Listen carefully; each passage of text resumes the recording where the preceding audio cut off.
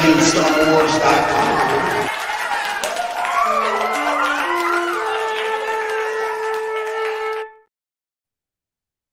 Konnichiwa, I'm Jason Moore of MakingStarWars.net. That's Rob, and that's Bespin. This is a Star Wars show. How's it Actually, I'm the going, lifeguard commissioner. Get it right. guys? Livestock commissioner of spoilers. You're the spoiler. I like how Bespin's slowly getting Filoni's hats, right? Like he's just slowly becoming. Wait till he becomes an executive producer, Jason. You know. Am I not an executive producer of this show? That's Well, what I always said. Well, Yeah, you got me there. Mhm. there Yeah, you go. that's fair. Can How I about be the- an executive producer where you get paid? How about that one? That sounds Oh, great. whoa. That sounds great. Whoa, I didn't agree to any of this. You're paying him? I ain't paying him. He is paying me. He pays me $3 a month. $3. Hey, I got you the Slim Shady emote. Fucking strike with That is that, buddy. payment. That is payment. That is payment. Strike with that. Chris Breezy says it's about spaceships. Chris Breezy, About you know white it's robes. not. You know it's not. But white robes, isn't it, Jason? It is. Kind of is. Yeah, I mean, yeah. as a white guy in the United States, I feel weird when I say yes to that. But let's just say it's about weird space wizards and pristine Clorox bleached white robes. That's fair. But yeah, we got 3 news stories today. We got a character name reveal. We have Andor season 2 news, and we have the some Rey film stuff. Let's do the Skeleton Crew one first. And this is from BespinBulletin.com. Exclusive.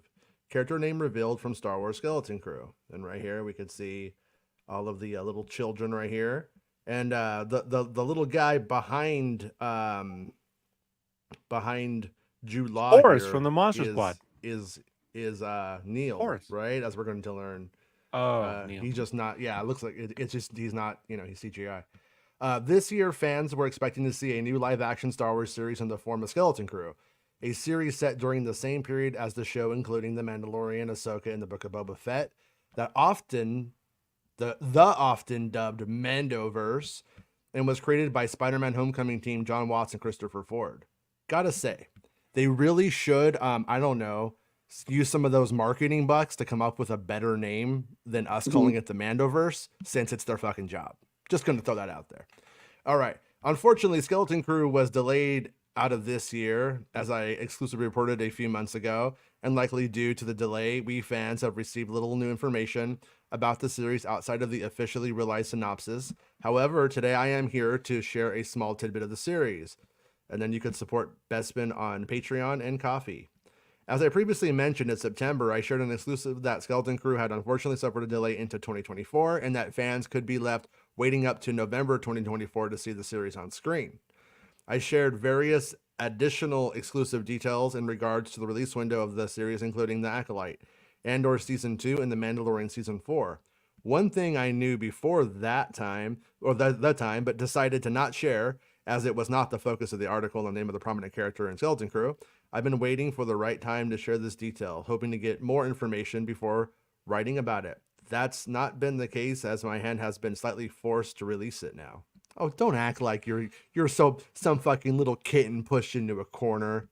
You've been slobbered. You can't wait to release this. This is your favorite scoop of 2023 into 2024. It's my favorite scoop because it's funny to me. It is the best. It is the best. As we've seen from concept art images from Star Wars Celebration along with the leaked trailer, Skeleton Crew will follow 4 kids as they embark on an adventure and end up getting lost in the galaxy, with the plot of the series focusing on the children finding their way home with the help of the Force, using a character played by Jude Law. The 4 kids are played by Ravi Cabot Conyers. Fucking 1 to 2 names, buddy. Be an icon. Who appeared to be, not a fucking Charles Dickens the Smith, the 3rd writer. Who cares? All right. Who appears to be the 3rd child from the trailer. Kyriana Crater.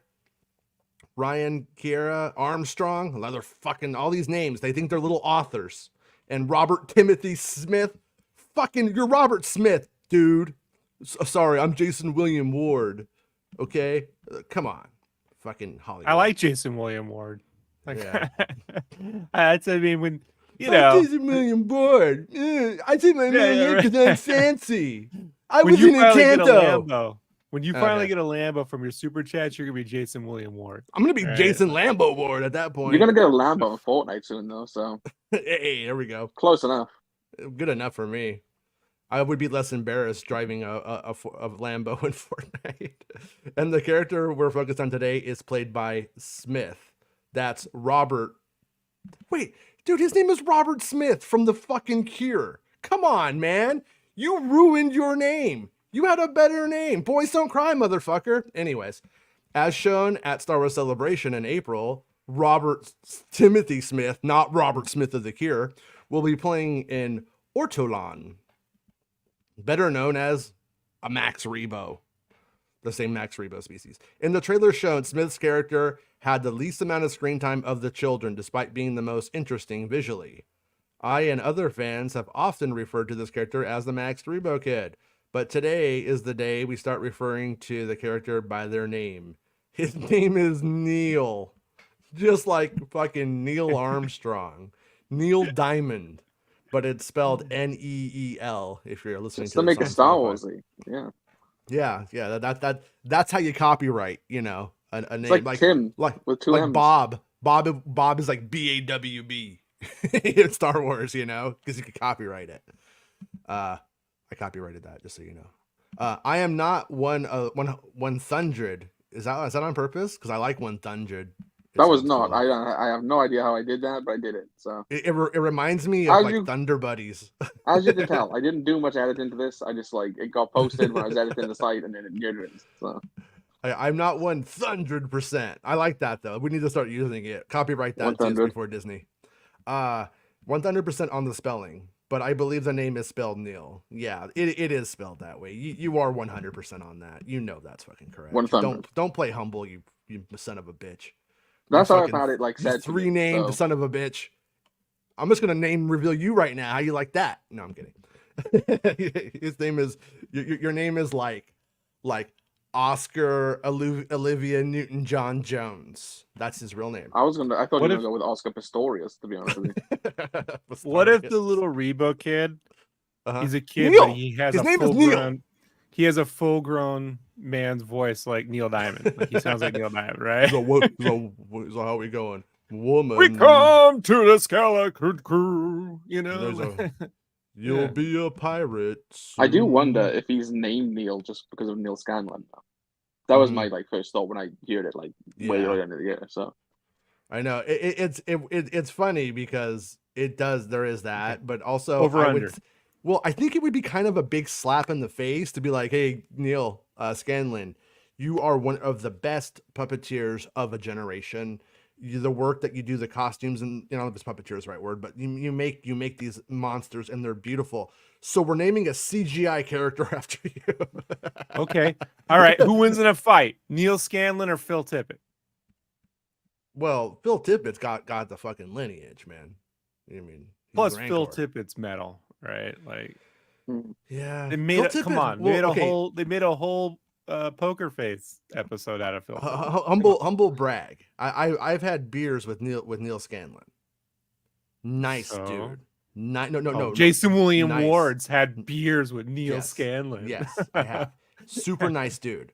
Like really nice. Something tells me you can make Phil Tippett be like he could crush you. Phil Tippett. You say something dumb, I don't think he's gonna let you get by with it. I think he's gonna fucking tear you up. I think when Nick Nolte can play you in anything, you're gonna win a fight. Right? There we go. Yeah. He's Nick Nolte. All right. Also, really quickly before you get back to it, who over under? Do you think Meg knows who Neil Diamond is without Googling? She does. Her father's like a big record producer. She knows who. So Skeleton Crew was initially planned to release at the end of the month before its delay. Something I first reported in the spring and was later backed up by a star of the series, Jaleel White. Fucking Urkel, dude. All of the name dropping that you do, you're like, oh yeah, that person is in the Marvels. Dude, give him some Family Matters, please. Family Matters.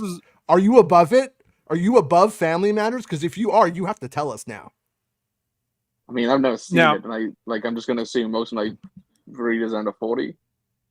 Yeah, and they all know who Urkel is because he's a fucking they? legend. Yes. Urkel's not a legend in the UK. Purple. They're all smoking purple Urkel. I've seen Nobody them. smoked. I've seen them Nobody's smoking the purple Urkel. Nobody's smoking purple Urkel in the Well, UK. Americans yeah. make Fortnite, so there's a good chance this might be how we get Urkel in Fortnite, Yeah. Jason. Right? And We still need to also, Grand drug Theft dealers. Auto is ours too. I decided it's not. And- I don't care what you guys say. It's ours. Doesn't and matter not if it's for made in nothing, Scotland. Not for nothing, but the last season of Give Me a Break is basically a promo for Neil Family Matters. Carter. It's got Aunt Rachel and But- Grandma from Family but, okay, Matters. in okay. that. Yeah. Okay, And but Joey I got Lawrence this guy. is I got this Family guy. Matters I just had adjacent. an inception of what? Like this guy's like, I can't name Family Matters because it's too far back. And then you take it back to give me a fucking break. Give me a break. Come Gosh, on. you deserve it. But by Come the on. way, I can bring this all full circle though. I think the moment I learned Darth Vader was Luke Skywalker's father was when the little girl, her name might have been Joey, had a bowl cut. And she said, this is like when Luke found out Darth Vader was his father. And I was like, motherfucker.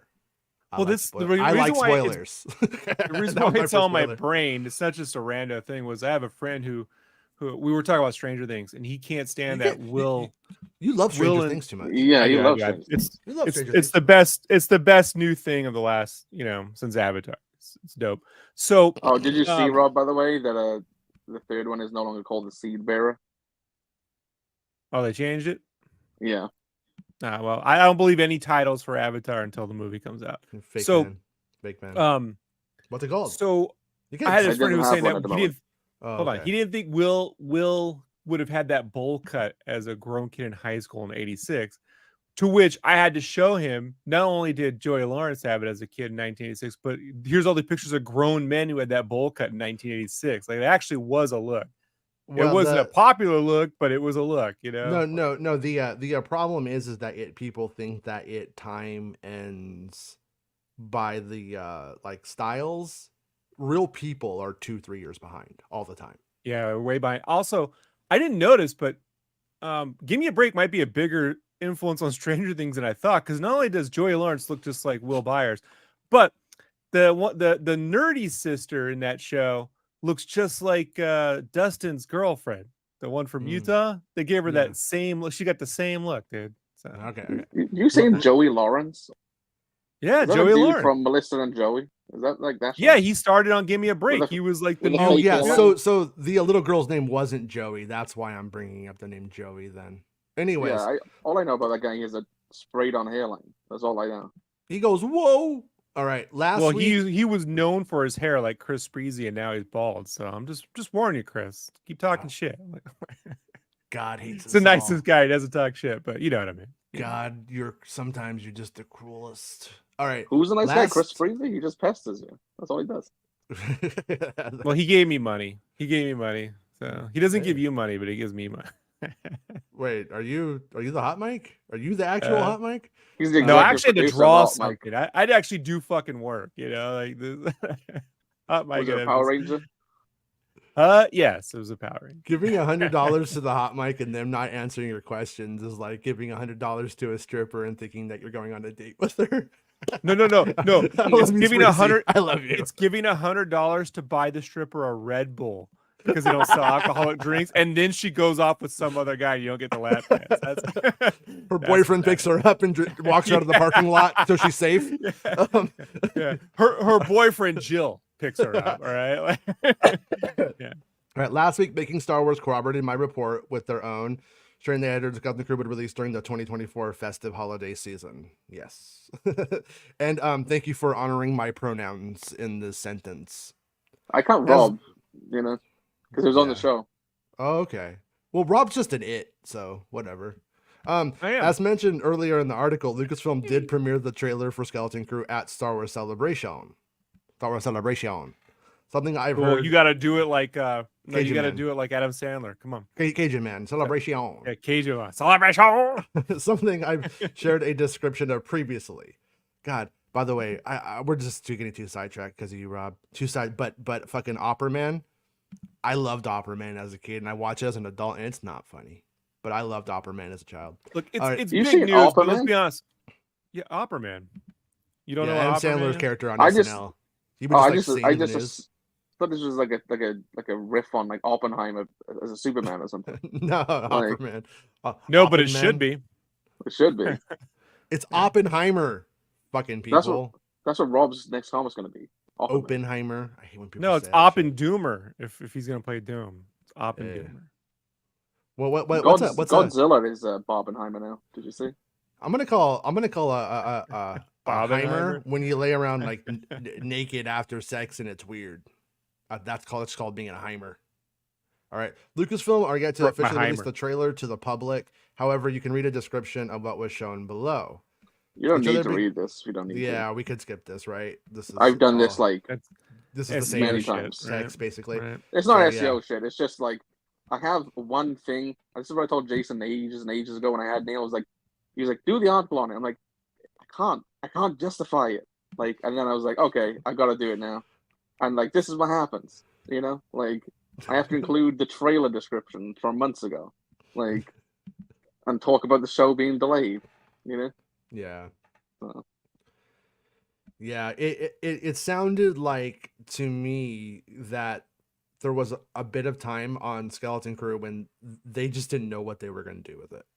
It was like what they ended up deciding on wasn't the option that everybody wanted, but it ended up being the only thing that made sense. Like, I think that's what happened to that schedule thing, and I think that's why we had so much time of knowing that was coming, but so much time with ambiguity. I think they were just hoping something magical was going to change in the world, but nothing did. So now Yeah, we get that shit people next keep year. like you can tell people don't read shit because, like I said, the article's from 3 months ago, and people keep like tweeting at me why things are delayed. I'm like, I said it's because of the strike. Like how? Yeah. Like that's why they've changed the schedule. Like I can only say it so many times. I'm not gonna tweet it every like fucking 3 tweets. Well, You know? the other thing that like I think people need to also just accept and understand, because we know that productions on Star Wars things are not actually slowing down, like in a significant way. So what it says is that they're just going to be spreading content out, especially the stuff that was already in the pipeline. We should probably expect to have 2 Star Wars shows per year. And if I think getting 3, we're gonna is have be it till lucky. 2026. Yeah. Yeah, and having anything more than that, if it happens, is going to be like lucky and not what the plan was. Something weird happened, something that unexpected, and I wouldn't even be. I don't think it would be off the table when the films start to regularly hit that there might not even be a Star Wars series in that general vicinity. They could do a thing where like the Rey film is hitting and then they put a season out of a Star Wars show. Hoping that Still think it's a big mistake, Jason. I do too, but depending on what the layout is, they can make those things work together. Like classically, a video game and a novel, a TV show, and they love to like operate that way. They love to maximize the press that they get into being like, yeah, we will let you, interview Neel, but you need to drop that. Jedi Fallen Order Part 9 is coming out at the same time, and then the writers do it, and then they feel like, okay, we're getting double for the exposure, and so they tend to like want to like do that. Now I don't think it's good what they're doing. I don't think that less than a year between 2 Star Wars movies after no Star Wars movies is a good thing. I think that's actually pretty stupid. I think it's actually you get really 3 stupid. Star Wars movies in 18 months. Yeah, it's too much. I had 2 babies in 18 months once, and it was too much. Let alone 3. You know what That's I mean? why I don't want them to release a Star Wars show in the 2026 year. Mm-hmm. I don't want it before the Rey movie. I don't want it after the Rey movie. Just those 2 films. Yeah. 2027 is different. You put one in there, but right. They're movies in which they're not connected in any real way, as far as we know. So it's like totally separate storylines. I'm just telling you, man, it's the weirdest thing. I just don't think that's gonna work very well. Yeah. I just don't. It does. I mean, they need to be better at training the audience to be able to like deal with that, and I don't think they've ever found the solution. Even when Andor came out, it was like The they gave solution us- is you just stick to one storyline for several films, like Harry Potter did. Like, no, Rob. I mean, people can follow that. That's a solution, not the solution. There's a lot of solutions to this. There's it's other the ways. solution. No, it's a solution. No, it's the It's solution. like with two it's E's. like you sound like a Nazi right now. Yeah, Sound and like a the U. final solution. There's a U in there too. But I did not wait, say that. You said that. No, you're the one who said that, man. That's I where mean, your mind went, Jason William man, Ward's. Like, you're always talking about Palestine all the time. But- Anyways, Goals, what are you doing? I'm kidding. I'm kidding. What are you didn't say shit. doing? But no, what do you call it? They on Andor, they give us a date one time that nobody understood, and then never did it again. Like, that's something I would be to be critical of on Andor. If you're even going to do it, and then you're going to have times that change. Like next time, they're going to have to do it every single time. Next show, every 3 episodes, they're going to have to do it because they are skipping years and they are skipping around. And so that's what I find, like, you know, I believe the Andor show takes place over more than a year, doesn't it? In the end, full. But and then we also have the flashbacks to when he's a child. Like, Oh, yeah, but first season, yeah, the first season is this supposed to be a year? It's just I don't know. Because he said the next 4 years, it'll just be a segment from each of those years. Yeah. So is it just a segment of the 5th year away from Rogue One, but we don't know the course of time Yeah. around it? Yeah, I'm not sure. He's gonna. Because End that up, doesn't feel like a year. No. Well, he's in prison for a while too. Could just be a number of months though. Yeah, but I think it's what happens when you want to play the ambiguity game on timelines, and it's what happens when you are being specific. And that one time they did it, that was the only time it's ever been seen on screen, and nobody remembers it on a show that most people, a lot of the Star Wars fans didn't watch or haven't seen yet in the larger like pop culture. So yeah, they need to get away of actually like letting people know when this shit takes place. I don't think ABY and that shit is the right way to go, but it's at least a way, instead of just like Google it and then end up on a fucking, you know, like some fucking explainer video on YouTube that's also wrong. You know, that's what's going to happen. But anyways, December 5th, you wrote an article called Star Wars Andor Season 2 delayed until 2025. So not surprising. Look at Diego's sad face. He's like, I'm so fucking sad that the show's delayed. I'm gonna go and I'm gonna produce The Boys Mexico. I'll see you guys Pedro later. doesn't even want his face in the films and TV, and here I am, ready to be in these things, and they will not let me. You just turn into like a count of some kind when you do this. No, he's trying know? to insult comics Star whenever he does a brown person. What the hell? What? What? That's my dad. What are you talking about? My dad would go, Robert, go outside and mow the lawn. You know, it's like, He all sounds right. like the puppet that Jason Segel has in Forgetting Sarah Marshall when he's doing the puppet rock show. That's no what he one sounds watches like. your nerdy shit, boy. You know what I mean? That's not Sarah nerdy shit. Marshall. That's not how Oh, Sarah Marshall? That's a great The movie. puppet and You Sarah told- Marshall. Yeah, we all fucking know that one. I mean, you know. What's her Alright. name? Got her throat ripped out on it. Do you know that? Mila Kunis. Yeah. She got her throat ripped out. All right. You I may forgot. recall, Forgot about Sarah Marshall. man. We need to make Bespin feel seen, Rob. I think he's Listen, having I a real just- problem lately. No, feeling no, seen. no. Listen, Mhm. right? Mhm. I'm on a show with 2 40-year-old men, Mhm. right? Mhm. Yeah. I understand the age difference. I understand I'm not going to understand what Family Matters is, and Rob Mhm. takes the piss out of Bionicle. You know? Yeah. Oh no, I'm not Like- talking about that. I'm talking Oh. about you vying for credit in all of your articles. See, Yeah, yeah. Pedro and Dirty Dancing 2 here. They sound like Pepe from the Muppets. That's right. All right. Well, I'm gonna blame Rob for Bespin not feeling seen. You may recall an exclusive Andor. article of mine from 3 months ago Andor. where I shared various updates on the release of major live-action Star Wars series due to release within the next 2 years. I remember. I read it. We Within the article, sabotaged One of the the few show. people that fucking did.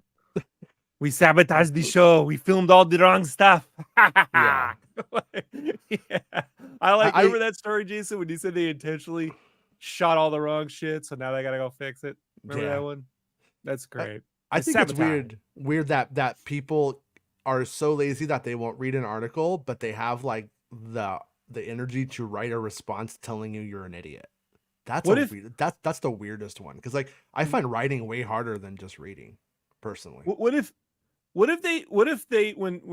during the strike and they're like, okay, we'll finish filming. What if they just shot another puppet like musical sequence, right? Just shove that Mhm. in there, like, you know, and then they're checking the dailies and they're like, all of a sudden there's a dance number, and then they say they can't What use it. if Jedi Rocks was the next Disney Plus story and it was just fucking that band doing bad So songs the whole time? someone told me that the Alien and Jedi Rock sounds like George Lucas blowing a load, and I can't unhear it now. Whenever he does, No, that's like not what that. George That Lucas one. sounds No? like. George Lucas is like, So he sounds like Peter Griffin. Marcia. I Yeah, just that's how want it everyone goes. to know yesterday was a much better show when I wasn't on it. You know, even I could listen to that Well, Did I we thought do show. a you were show here. yesterday? We didn't do a show yesterday. You're just making No, shit up. that's why it was good. Oh, 'cause sorry, the other none of day. us were here. You get all specific. The last show you guys did. All right. Hey, this is a show about facts, bud. Within the article, I shared that Skeleton Crew, the series created by John Watts and Christopher Ford, have been delayed into 2024 and may not release until November 2024. In addition, I shared that The Acolyte, which didn't have an announced window, but I'd heard earlier in the year was looking to release in the second quarter of 2024, had suffered a minor delay, and that my speculation leaned towards an August 2024 release. August 2024 was the second and final season of Andor was due to be released. In the same article from 3 months ago, September, I shared that I heard from sources that Andor season 2 had been delayed until early 2025, and now a credited outlet and journalists are reporting the same. You could support Bespin on Patreon. You could support Bespin on Coffee. Yesterday, I decided Please to take do. a bit of the victory lap in the article I wrote covering the Disney UK press release that finally confirmed Skeleton Crew had been delayed into 2024 and did not list Andor Season 2 for release. The victory lap wasn't to celebrate the delay of any series, but rather to showcase the accuracy of a report I published 3 fucking months ago, you illiterate fucking morons. I said it for you, dude. You did. Which many online have tried to fight against, wrongly credited another outlet, or don't credit me whatsoever because you're fucking dumb.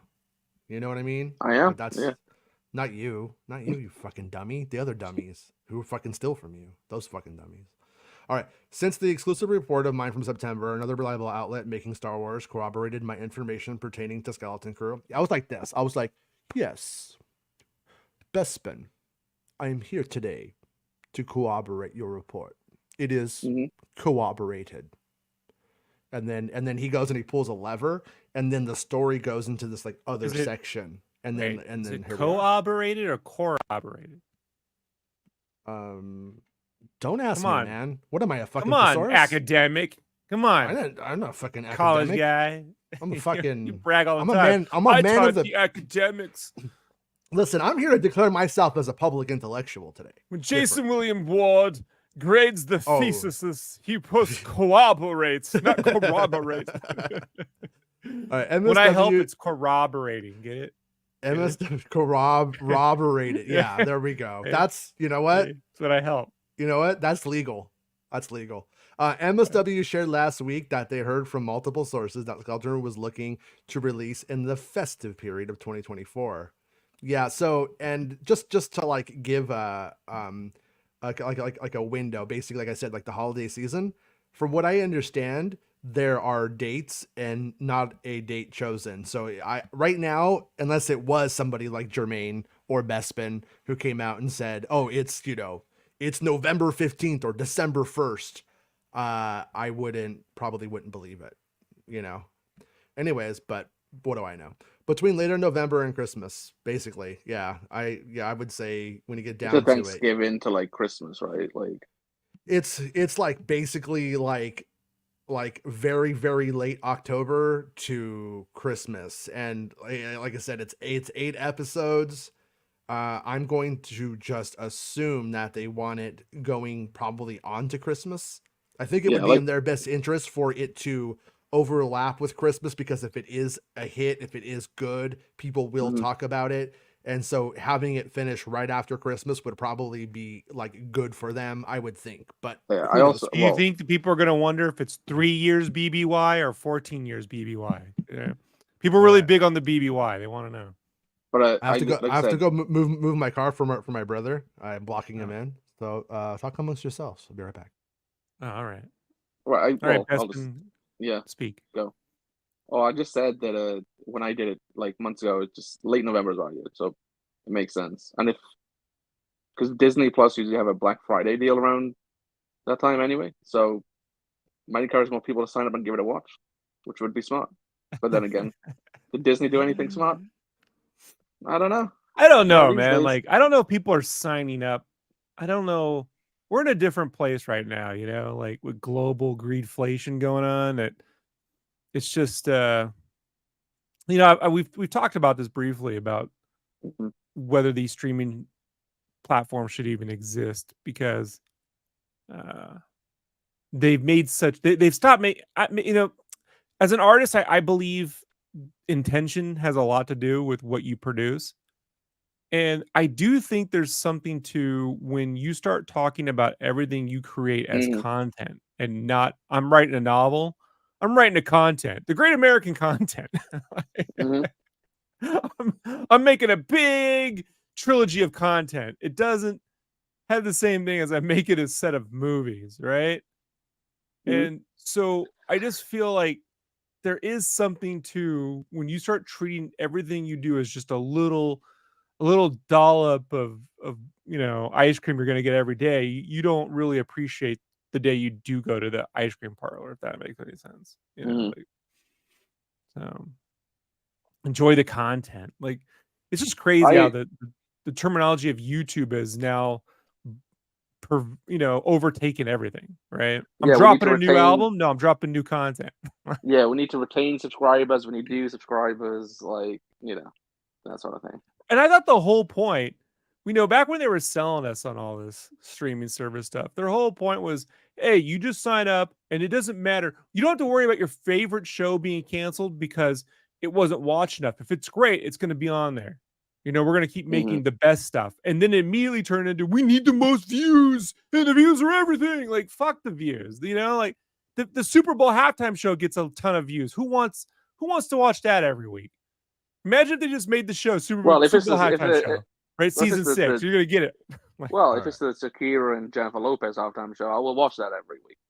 You Fair enough. yeah. GTA 6. know. You're not saying the next big game coming from Rockstar, the next big content coming from Rockstar's GTA 6. It doesn't have the same validity behind it. Jason, I was just talking about intention. When you create things, Yeah. and there is a problem I have right now with everything being called. It's not just me, but there is something when everything you do is being described as content and not a film or a novel, right? Like I'm writing the great American content. Like I just feel like it diminishes the value of it. Like brand, in the way that brand has a value, there is a certain value to when you would say, hey, they're making 3 Lord of the Rings films, right? Star Wars, Lucas is going to make 3 Star Wars prequel films. No, she's going to make 3 prequel contents. Like it's, I don't know, man. There's Just something diminishing. contents in a movie, I guess. Like, is it really a season of Fortnite if it happens every week? It's Is new that really content. what we're? Right. I Making don't Star know. Wars corroborated my report following information pertaining to Skeleton Crew from 3 months. That Skeleton Crew had been delayed up to a year. MSW shared last week that data from multiple sources. Skeleton Crew was looking to release in the festive period of 2024 between later November and Christmas. Now, between later November, I don't know. It could be early November. By the way, I don't know if it's later November at all. I just know it's I like just that time. Okay. when I reported, I said later November as well. Yeah. So Okay. Now another reliable outlet, Gizmodo, and a trusted writer of the outlet, Jermaine Lucier. Yeah, and I gotta say, for the real mainstream guys, who do this shit, Jermaine knows his stuff, likes Star Wars, cares about it, and from all my interactions with him over the years, is a good dude. And honestly, it's rare in this Everyone likes fucking Jermaine. Yeah, it's but a rare personality in a sea of dirtbag Hollywood fucking ass lickers. He's pretty good dude, I think.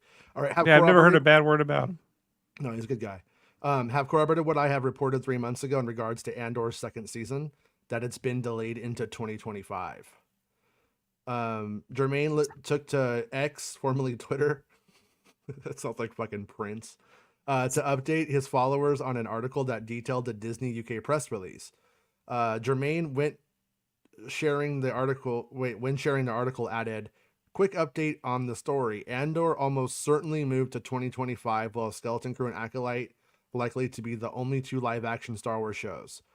Jermaine added in his Gizmodo article that one source shared that Andor Season 2 was delayed into 2025 due to the SAG-AFTRA strike that paused production on the series during the summer to give Lucasfilm enough time to release the 2024 live-action series, The Acolyte and Skeleton Crew.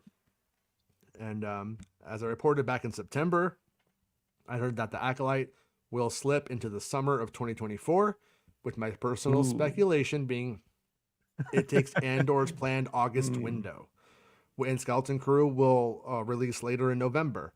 This schedule allows no room for the Andor release, as I shared 3 months ago, and Jermaine shares now Andor Season 2 more than likely will release in 2025, with the report stating early 2025 specifically.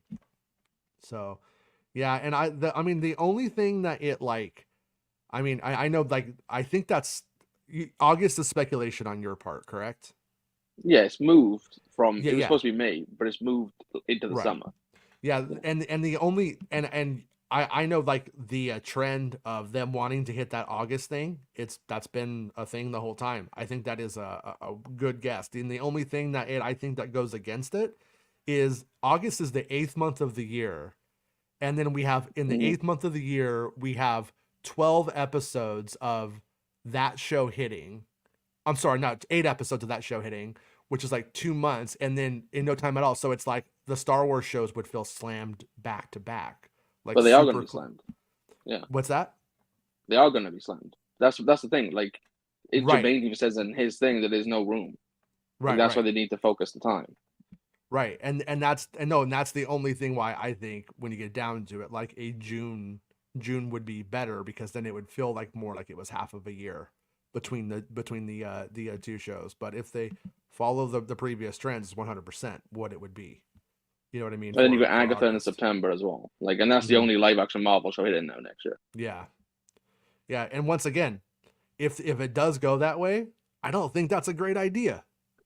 I think it should be like there should be a show for quarter 1 or 2 and a show for quarter 3 or 4. If you're gonna do two, don't fucking put them that close together. Like, it's too close. Do you think they should scrap Andor season 2 and just take a tax write-off like a good CEO would? Do you think they should do that, Jason? But thinking of hold on before, I was just thinking about it. Marvel and Disney did this year.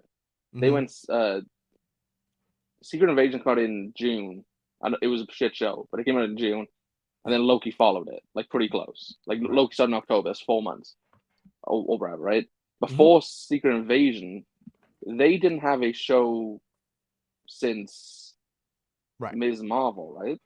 Oh, to be clear, I'm not saying I think you're wrong or it's a bad guess or anything like that. Yeah, I just think it's a dumb fucking way of because doing it. like I think we were on this show, like you and I, Rob was probably, but we were complaining about how like when Andor finished in November, that Yeah. we had to go like 5 months without any content Mm-hmm. like that we wanted, and Right. it's gonna be the same case now, like currently, like Yeah. Ahsoka ended in October, and Loki ended last month, and there's nothing for us until the summer, we assume. Yeah. So it's not unlikely them to repeat the mistakes of the past. That big holiday. That's what they love to do. They're doing it with the Star Wars films right now. They're Yeah, with their current like schedule. 100%. Yeah, and they're like the big holiday release last year for them. The big thing that they had to sell you over like the festive period was Willow, and this year they're selling you Percy Jackson. Mm-hmm. Like, it's not great, Like, that's the Yeah. big releases, for each. Skeleton Crew is a much more attractive idea, with the ambulance field over the holiday period. Mhm. But I don't know. I heard them Percy Jackson fans. They got a thing going on, man. Like they got their own. I'm being serious. Like there's actually, like apparently amongst the kids, it was a big. I guess maybe it was like, we had Encyclopedia Brown, right, Jason? Like that was our generation's. Did like we have that? Did we have it? Yeah, we had that. They had come on, they had an HBO. They had an HBO series of Encyclopedia Brown. Yeah, Come on, and I think 3 right? people watched it, maybe. Huh? I don't And think Rob anybody was watched one of. The Weekend did. had a HBO show. Did anybody watch it? No. Like, don't mean shit. I watched it. I watched that one too, though. I did. You know Yeah. what? Tedros. Tedros. I respect it. I did watch Encyclopedia Brown. I don't know. I think you might be the only other person. I think we might be the only 2 people who saw it, Rob. Look, that blonde. I was very smitten with that blonde girl in that show, so I was gonna watch. Now we know why you watched it. Yeah. Okay. Yeah. 5th grade Rob had agendas. You think Babar fucks? All right. Anyways, no, Babar's Neil's dad, dude. Don't fucking start. Oh, so Babar does fuck, and that's how we got Neel. Yeah, that's how we got Neel. My personal belief is next year some outlets. This is you gotta go from the top. Oh, what did I skip? Okay, Andor continued to film for a number of days following the start of the SAG-AFTRA strike, and filmed all that they could without SAG actors before halting production.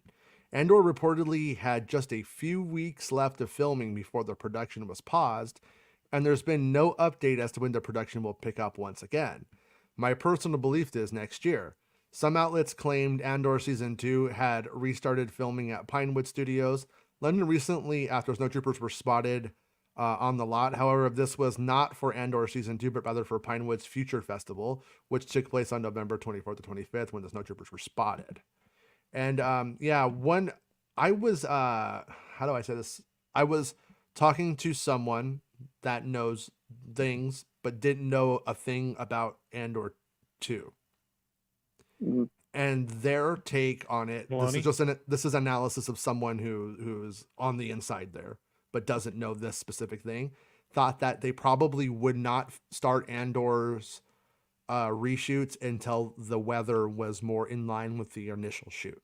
So, like as Bespin is saying, that would be next year or sometime when the spring weather if they begins. Our weather in April and May is decent, so they could start then. Yeah. And that's when you've seen a lot of Andor doing the outside shoots. But they can't, because that's when the Ray film is filming. We'll get to that next. I'm joking. We'll get to that next. But rather, Pinewood's Future Festival. Okay, I only included that in there because I saw it running around yesterday through like articles and stuff that people were saying that Andor was filming again because of that thing. Even though you and I had tweeted stuff out about it, did the work that nobody else did. It makes me mad when I tweet something out and then I tweet out the correction 1 second later, and then the people who freebooted what I put up just overlook that. Yeah, it's a choice by those people. Don't follow the fucking freebooters. They're fucking worthless. Andor will not be the only live action Star Wars series to release in 2025, as the 4th season of The Mandalorian is planned to release that year also. That's a fun year. I had heard pre-strikes that The Mandalorian Season 4 was planned for a 2025, and still hear that it's still the case post-strikes, just a little later than initially planned. Lastly, The Bad Batch Season 3, as I shared in September article, The Bad Batch Season 3 is planned to release in 2024. As I stated in yesterday's article covering the Disney UK release that The Bad Batch was absent from, it's still planned for release in 2024. Man, I got a lot of DMs, people going like, oh man, it's not there, dude, and stuff like that. And I was like, don't worry, you're going to be all right. Just, I didn't say anything, but I was like, don't worry, you're going to be okay. Don't worry. In addition, Jermaine also shared that The Bad Batch Season 3 is still planned for release next year. Don't worry, Bad Batch fans, you'll be getting your fix of Omega, Wrecker, and the gang next year as planned. You didn't say Hunter. Is something wrong? Is Hunter not in the show? Why didn't you say Hunter? Is he I just dead? went with the funniest two options, to be honest. Is that a hint? What are you saying? Please talk. Just tell me. Omega, is he all right? Omega and Wrecker are just the funniest options. Yeah, I know. It's Omega and Wrecker. Right. I did have the on Tech and the gang, and I was like, oh wait, sorry. Like in brackets, why I changed it. All right. So yeah, I mean, all of that is just kind of stuff that if you watch this show over the last 6 months, you Sorry. kind of most of it you should have kind of already know. Like this shouldn't be a surprise to anybody.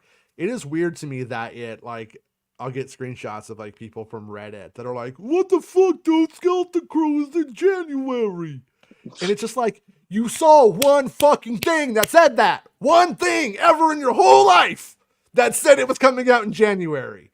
And then every fucking report after that, like 50 reports between me and this guy and everybody else, it said It was even that's before not it. the Yeah. it's Yeah. before. But you saw one fucking thing and it was what you wanted to hear.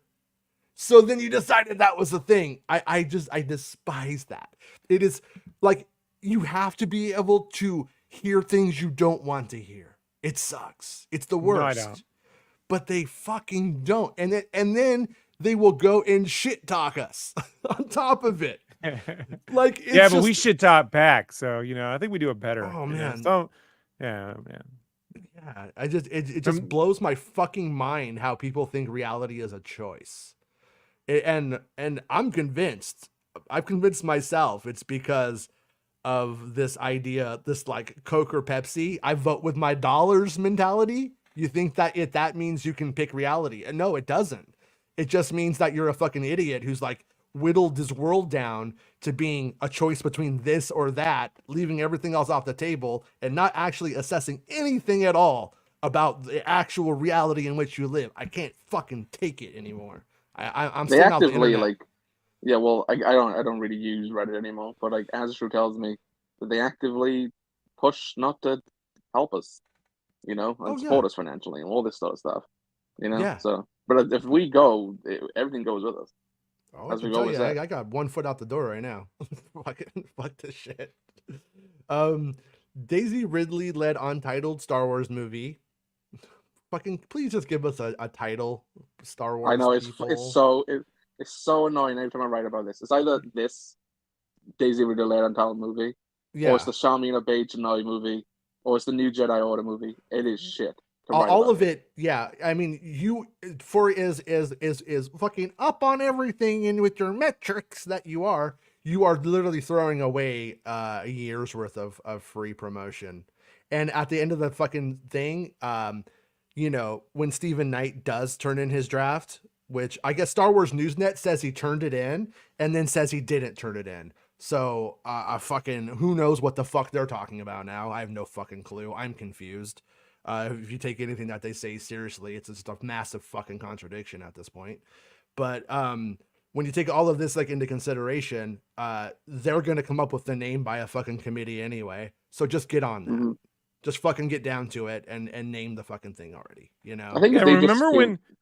No, this is serious though. Remember when Nintendo called the Wii the Revolution, and then they changed it to Wii? So just Right. give it an actual name everyone can follow, because the Rey Dolphin. movie's not helping anybody. It's not helping her. It's not helping the project. It's not. But even when we know code names, like when we knew Skeleton Crew for a long time was Grammar Rodeo, we all knew what we were talking about. Anytime we wrote about it, anytime people clicked on articles, we sort of knew what the project was. Yeah. Like it just helps with this sort of stuff. Because you can't write Untitled Star Wars movie. You have to include Ray or Ridley or something. Yeah. And there's fucking how many Star Wars movies? Untitled Star Wars movies in development? 4, 5? Like Yeah, just call it Star Wars Reboot. yeah. Right? No. What? It's not what a reboot. Episode 9, reboot episode. Sorry, I didn't finish. Yeah, but that. we know the industry doesn't understand what the term reboot actually means. They'll say it's a reboot and it's actually just a sequel season to another show. Yeah. Like okay, Rebo. A Rebo. Rebo. Yeah, there we go. Yeah. It's a Rebo. I do hope his name is Neel Rebo though. Come on. I know, right. That'd be The one great. time I'm like, let's make it small. He got orphaned after his dad got blown up on the. Number one, he didn't get blown up. We keep having to tell you that, but he is a Rolling Stone, dude. He's on tour, man. He's got kids. No, he got blown up, dude. And this is the leftover. He did not orphaned. get blown up. That is a lie. And he He was did get alive. blown up. He just didn't die. He died. He apparently got blown up, dude. If he did now get there's blown an up, orphan Rebo running around. That's pretty. Neel is like 10 years old when he gets blown up. Because he died Yeah. like that week. He's not dead though, but Yeah. if he did die, he would have died like that week. So, all right. As we Yeah. all know, the next Star Wars movie to be released in theaters on May 22nd, 2026 is going to be the untitled Rey Skywalker movie. I just had like a blip in my earpiece. Anyways, That's Bespin. Hold on. pre-SAG strike, there were reports from reliable insiders as to when the film would begin shooting. But since then, news on the production will begin has remained quiet. However, a new report starts to date in April once again. According to Production List, the untitled Rey Skywalker movie, led by Daisy Ridley, is looking to begin shooting on the Sunday of April 7th, 2024. Hey, Bespin, are you back? Yeah. I'm Okay, back. making sure it let you back in. Yeah, one thing I want to just hit on before I forget, by the way, sorry to like interrupt the article for it, but we were talking the other day and I saw people on Twitter talking about the show and they were like talking about like Daisy Ridley testing with people and shit. Did not say that and did not mean to imply that. Video auditions, reels are sent in. People reading from a thing that they have been told to read for Yeah, and videotaping themselves. When And they we were said, prepping for that. They were prepping. Yeah. I know of one actor who was prepping for that during the strike. right, That was my like point. and even I never said anything about chemistry test. I don't know if it was even suggested. we talked about it later when we were like Okay. talking about what roles would they cast first. Mhm. And so we was again a speculation, but people don't understand fucking nuances of conversations. That we were talking about who in the priorities of that cast. Yeah. They'd either bring back some like Driver or Boyega, right? And then if not, like earlier on in the process, if somebody is going to be sharing a lot of scenes with Daisy Ridley, like one of the students, Yeah. right? They would likely do that. You know, they would like to try and get them on board, Right. right? Earlier on, because this is and again we said like because that sort of stuff would require later on like chemistry tests like, as we talked about with Fantastic Four, because apparently that's right. I remember that now. yeah, because apparently Fantastic Four, even though Kirby, Joseph Quinn, and I can't remember the guy's name was playing the thing, the guy from the Bay. Yeah. Apparently they have enough chemistry tests because of Pedro, even though they've Right. seen him on board beforehand. So we Right. were just saying that like if you were having somebody like the two students come on, right? Like Mhm. you're in the final stages of that, which we're not saying they are. We're not saying we didn't say anything of the sort. No, and It we would- should also throw out there that those characters might even have been consolidated. Might be one Yeah. character now. Right. That character or characters, whoever's auditioning at a very late stage, as happens Yeah. with most productions, will have a chemistry test. You look at the James Gunn thing. You have to like test people against the Superman actor and whoever else. You know, Right. like Right. Yeah. same thing's happening with Fantastic Four at the moment. It's just a natural part of the course. They had chemistry tests for Solo. Like it's not a, you know, No, He had him on the it's- first Star Wars film. You can watch Yeah. Harrison Ford sitting there saying all that bullshit with Mark But- Hamill, you know, where he goes, "And the Solus of Aqualight." They're all like this fucking Yeah. script. This Like, this isn't a Star Wars thing. This is an ensemble thing. right. This is just how ensemble films generally go. yeah, That said, I don't know anything about chemistry test. Did not No. mean to mislead anybody that that's what I was saying. I just know that people were submitting auditions and video calls and that kind of jazz. But I don't that- know. I don't know how far it goes. I don't But again, know, I don't- you know, you whatever. you were apologizing, Mhm. but I don't think you need to apologize Right. because I think it's very clear Okay. and evident from the conversation that that is not what we were saying or doing. Like we Yeah. were speculating, and people overlook speculation, as we've seen many, many times in this show with our individual articles, wherever it might be. People Right. will just post our speculation as fucking fact because either one clicks or they don't understand a nuance of a conversation or whatever it might be. Yeah, like if we set up something for 5 minutes about why this is speculation, and then you Fucking just take the one sentence that from 2 minutes later it sounds like Yeah. it's a scoop, but it's not. like Reddit was saying, I said it's okay as a god at one point. Remember that? Like, Yeah, you know,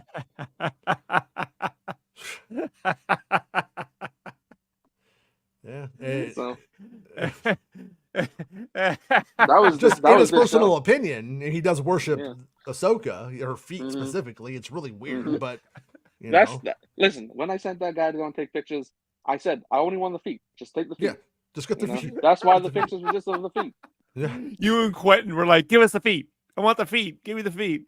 So this is Oh, called yeah. this shit Star Wars OP, right? Where Mhm. there's because honestly, like, no offense, folks, the prequel fans, Who's dude, folks? the ones who grew up with the prequels live in a consistent world of Star Wars OP, where every new Jedi has to be more powerful than the chosen one who was the most powerful of them all, which really wasn't supposed to be a power trip. It was just to be the person who's going to bring balance to the Force, which is a dumb thing anyway, if you want my opinion. But then it turned into no, see, because he's got the midi-chlorian counts, he's got the most power. It's like Dragon Ball Z. Like it's like, oh shit, we're going down this But path. once again, that's not in the narrative. Like Yeah, but that's the not narrative they've specifically. created for their own That's fandom, Jason. And yeah. so It's once they create that narrative for themselves, they live in it, and then we're all stuck with the aftermath. that's of when it. we end up with like the Star Wars theory smarts. And now they're right? all But 30-year-olds on Star Wars rebooting you guys' info and manipulating it into, yeah. whatever that, what was that other stupid? Remember Acolyte was canceled because of tax Well, issues? everything. Well, no, it's like that kind of stuff reminds me of like, you ever see like an American Idol audition and the person comes right out showing you that they could sing, but they're at 10. And it's like, when you're at 10, there's nowhere else to go. Well, Nicholas So- Myers so said that to you gotta- you gotta- Nicholas Myers said that to Khan on the set of Star Trek 2 because he came out doing super flamboyant. No, Ricardo Montalban. Yeah. So Ricardo Montalban came out there and started doing over the top acting, and Nicholas Meyer takes him aside and goes, "Hey, when you show them your top, you've got nowhere left to go." Yes. Yeah, exactly. And it's the same with music and all performance, I would say. If you want a dynamic performance, you have to like be able to go from a 4 to a 10. And that's why the whole like, I blame the Dragon Ball Z kids personally, Bestman. Don't blame That's the same Dragon kids. Ball Z kids. Same generation. I'm there. It's not the part of same it. generation. The prequel kids are I Dragon know. Ball Z kids. I am a Dragon Ball Z kid. I'll play as Goku on Fortnite. Mhm. I got Dragon Ball I've never seen manga. You play once a week. You only ever see me as Michael Myers, right? I'm gonna give you the best advice anybody will ever give you, Best Ben. Don't Goku. Go cool. All right? I saw him kill. Look, it's the Goku fans that gave us Grogu as a name for Baby Yoda. No, The dumbest no. name ever given to No. a Star Wars character outside of It's your not. real poof. It's American Dad, actually. No. Do you think Dave Filoni's like there, like saying, "I'm going to call him Grogu because of Goku"? He probably has a little like chibi looking Goku ass tattoo. Let's be real. I've considered getting. No, Goku I tattoo, called to be him because of Go-Gurt, y'all losers. Go-Gurt. Don't you know? My generation ate Go-Gurts and Squeeze-Its, and we got the Cheez-Its, and we got my favorite chicken and a biscuit, Jason, because they put a little chicken in that biscuit, and it tastes just like chicken in a biscuit. Whenever I go down to the Mando set and I want to get photos, all I do is I Uh-huh. actually I just take a little bit of a little pile of push pops. I just toss them out onto the set, and then Dave runs out, and then I'm able to get the picture. Oh, I'm more of an otter pop guy. You know what I'm saying? I like that little Parisian blue otter. But you're weird because you don't freeze them; you just drink them. That's weird. Just drink them, Jason. It's just- right out the bed. I got. I Okay. chug the Okay, otter right in my mouth. According to Production List, the untitled Rey Skywalker movie, led by Daisy Ridley, is looking to begin shooting on the Sunday, the 7th of April, 2024. The listing specifically mentions that the flick will begin shooting on that date, and not just it marks the start of production, which is making me sideways. I glance this hard right now. Personally, I don't believe this date. Me either. Yes, the Daisy Ridley-led movie is supposed to film next year at Pinewood Studios. It is. London, according to my sources and the world. Yeah, but when specifically when, I don't know. And I don't think anybody knows fully at the moment, though. Here's the other thing though, is I don't.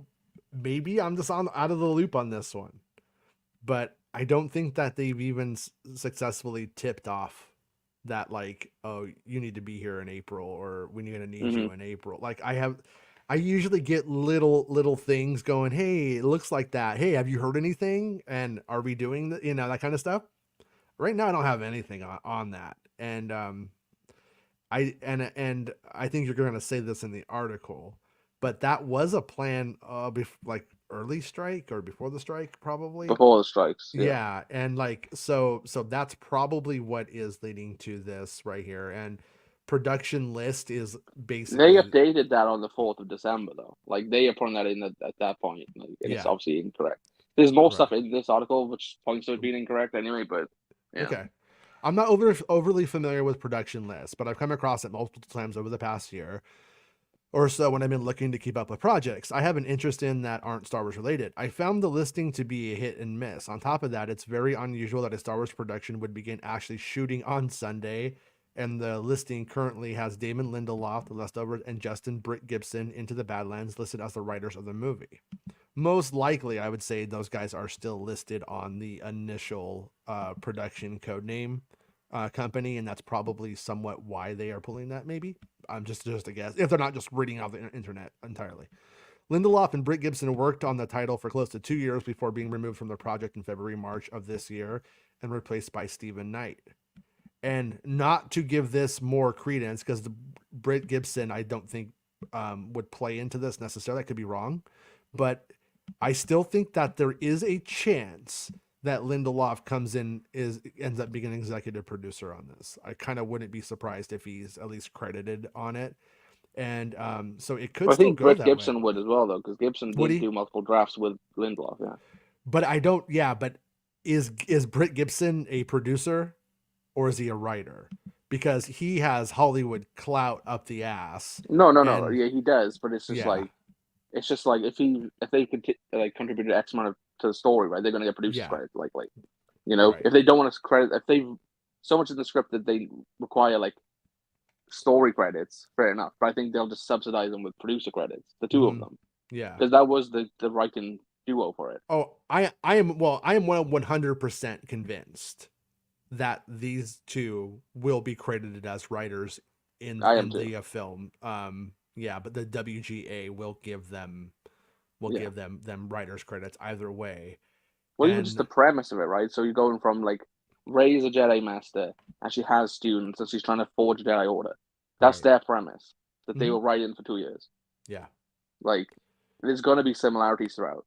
Yeah, I mean they may have invented the villain, the Yeah. protagonist, the antagonist, I mean, and that kind of stuff. So it's completely like how this is. Yeah, it will. But I could still see a world where they stayed on, and Lindelof gets Mhm. executive producer credit, and Britt Gibson doesn't, just because of Hollywood clout and deal making and stuff like that. Well, I'd feel bad for Britt Gibson if that I would happened too. too. I mean, yeah, I have no idea if he can executive producer or not, but I know that we know that Lindelof can, and you know. And the other thing is that like how much of Lindelof's exit had to do with the controversy that was brewing. Honestly, I feel like the controversy didn't really hurt him very much. No, it didn't.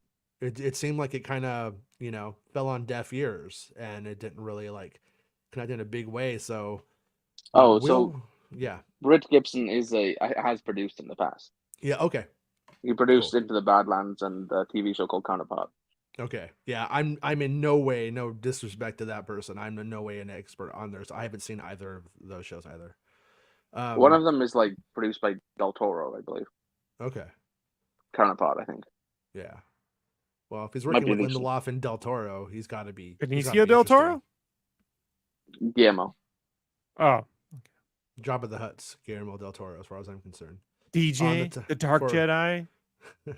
So he worked on Remember it that for so Gibson and Lindelof worked on it for close to 2 years before being removed from the project in March of this year and replaced by Stephen Knight from Peaky Blinders. And yeah, and that right there too is just a lot of movies will have several writers. It's like, okay, here's what you contributed. Now we're gonna go on. Also, I don't know if how major this is. This is a random thing. Yeah. But do you remember earlier in the year they were saying that they were going to do a Peaky Blinders movie, and he was busy working on it. Stephen Knight. Right. Cillian Murphy in an interview with Margot Robbie the other day was asked about it, and Okay. he made it sound like it's not happening. And he said if the opportunity ever came up, he would like consider doing it. So it sounds like that's not an active thing anymore. Okay. So that's one less thing off of his plate to focus on Star Wars. Because if you remember, he had a lot of stuff he had to do. Right? It was Peaky Blinders. There was you remember it was a book adaptation or something, right? Remember that? Mm-hmm. I think Robert Yeah. Downey Jr. was supposed to be in it. Then, Yeah. there's a few other things, but yeah, it looks like he's got a couple of things off his plate, so he probably is focusing on Star Wars Yeah. currently. And there's like big questions that we have in terms of analyzing this that we may not have the answer to for years. Did he, did he come in and start rewriting their stuff? Did he start from scratch? I'm gonna think he didn't start from scratch. Would be my guess based off of the timeline, but you never fucking know because like JJ did that when he shouldn't have and stuff like that. It happens. I think Snyder said they are picking the bones of it or something. Yeah, I would imagine. I mean, it seems unlikely to me Damon Lindelof is going to go and then offer something that has nothing salvageable. You know what Well, I the mean? idea is still the same. Raise a Jedi Master students, Yeah, make but them Jedi Order. I'm talking dialogue, like No, yeah. one-liners, like impactful moments and stuff like that. That you're like, oh yeah, this is I could rewrite this, but I can't outright this. But This is great. Like I if think. Lindelof and Gibson submitted multiple drafts, which they did, Mhm. then they're so far in that process. They're probably just gonna like essentially do a new draft of that. You know, And then that was another question that I had too. Is there a chance that Stephen Knight was a part of that original writers room? he wasn't mentioned when they put No, out he was the never names mentioned. there. But it's something that I would love to have confirmed one way or Yeah. the other. Was he there the whole time? Yeah, Because there's a lot only a few people were he is a star in the industry, so I think he would have been. But I think it's a question that is worth asking if somebody has the opportunity, me or you or Jermaine or Snyder, anybody, you know what I mean? I think it's worth asking that. These comments, okay, so Snyder, yeah, in the summer, Jeff Snyder, who's proven to be very reliable with Star Wars information, shared that Lucasfilm were hoping to begin casting the Rey movie by September 4th of this year, and that they were looking to begin filming in April of 2024. These comments by Snyder were made pre-strike, and he's not given a noteworthy update since. But last month claimed that nobody knew as the industry itself was getting back on its feet following the conclusion of the SAG-AFTRA strike. The film's lead, Daisy Ridley, is currently filming an action movie titled Cleaner in London and will then focus her efforts on the thriller We Bury the Dead, which begins filming February in Australia.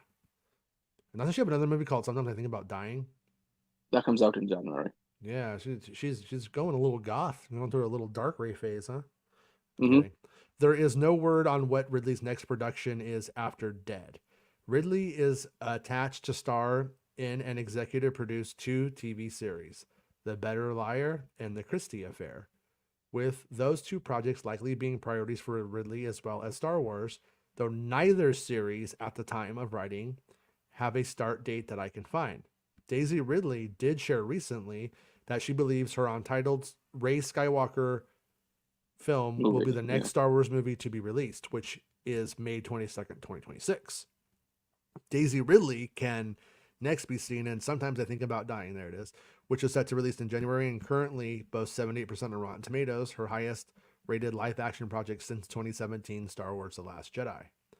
When there's an update on the Ridley's led Star Wars flick, I'll be sure to update readers, and we might not have too long of a wait according to the aforementioned Jeff Snyder, who shared on last week's episode of the podcast, The Hot Mic, that he expects Star Wars movies to be revealed this month. With Movie his news. belief... What's that? Movie news. You said Star Wars movies. Movie news.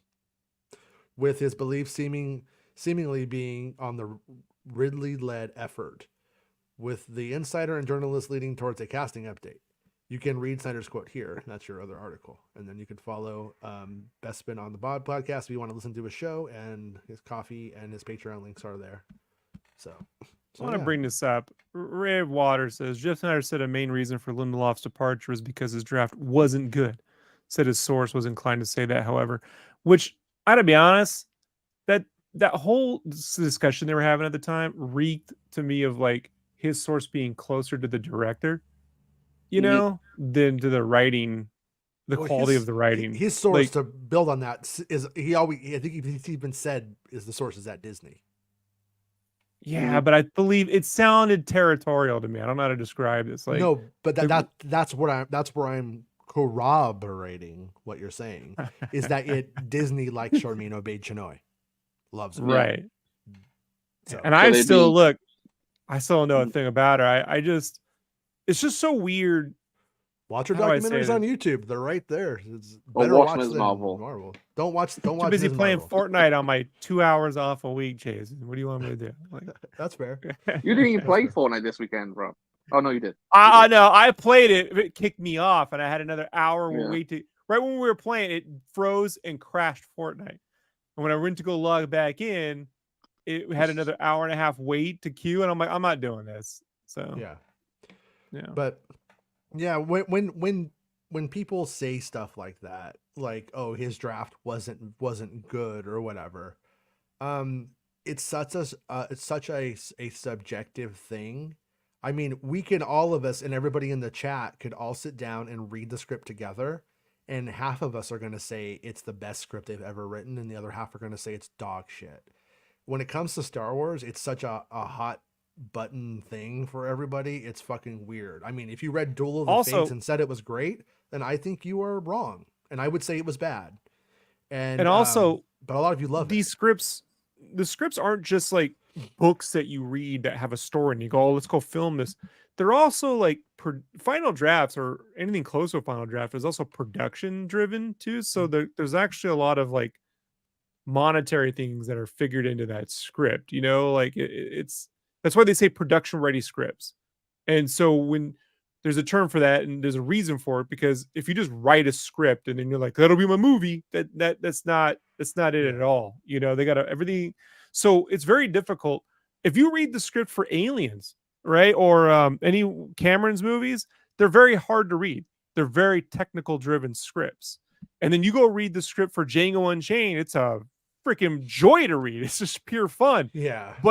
But that's in the behind, that's in the eye of the director, because it's not quote unquote a production ready script. That's like a auteur driven thing. And it's somebody who has his own deadline and stuff like his that. own That's deadline, and he completely- knows what he's going to do, so he can omit Yeah. tons of details. So it just, I Yeah. don't know what that means, you know, like Also, like when we look at the stuff that Snyder was saying back when Lindelof departed, there was a lot of stuff. Like he said, his source was inclined to say that the script wasn't very good.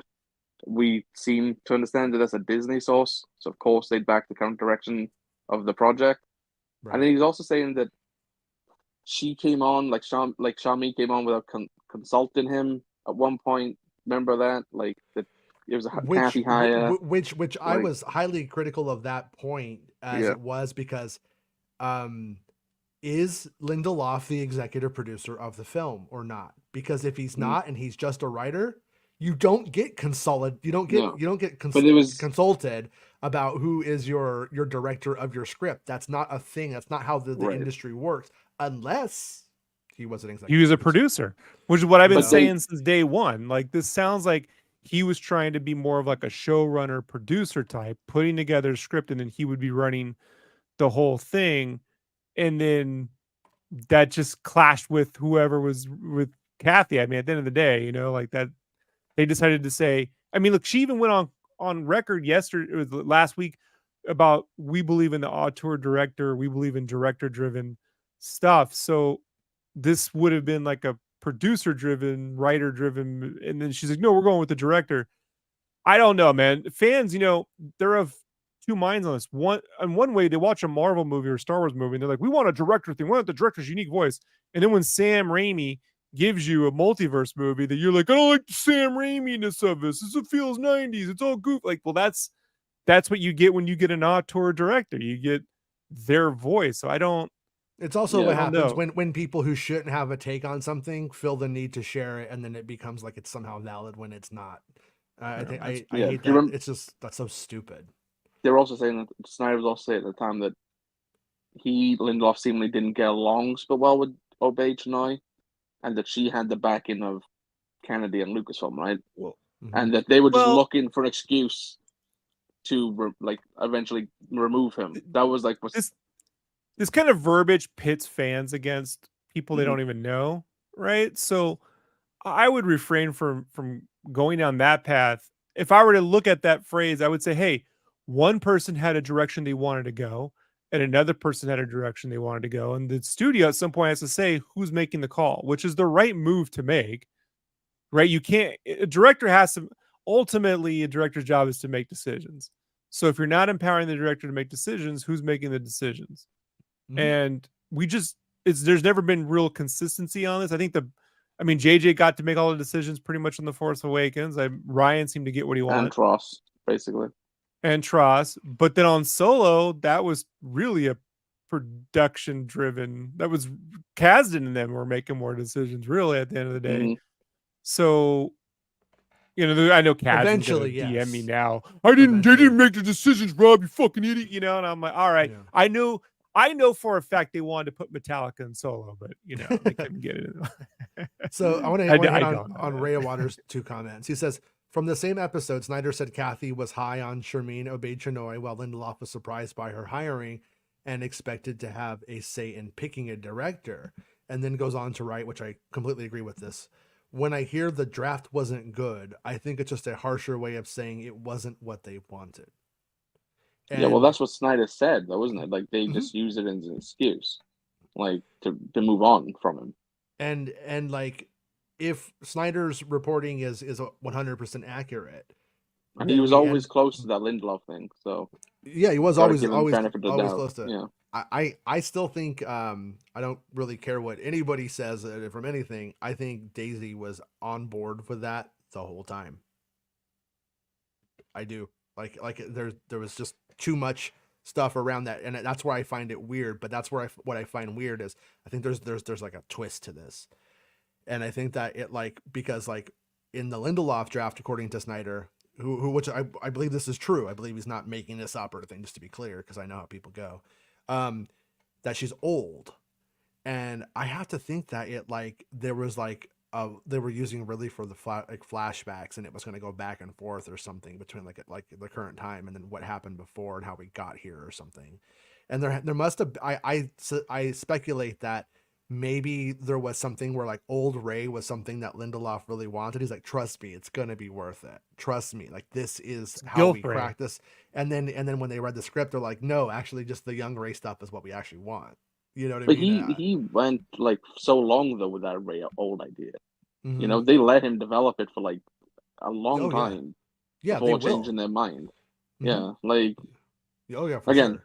Like Snyder was even saying at the time when he was saying that there was, sort of disagreements between Obaid, Chinoy, and Lindelof, that Lindelof, he was saying that he had sources, because we know he had sources close to Lindelof, right? This is probably how we all got all this information.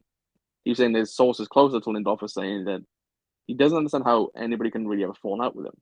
Yeah. That he's kind of a decent dude. I know that book came out later or whatever, but that was stuff from 10, 15, 20 years ago. Yeah.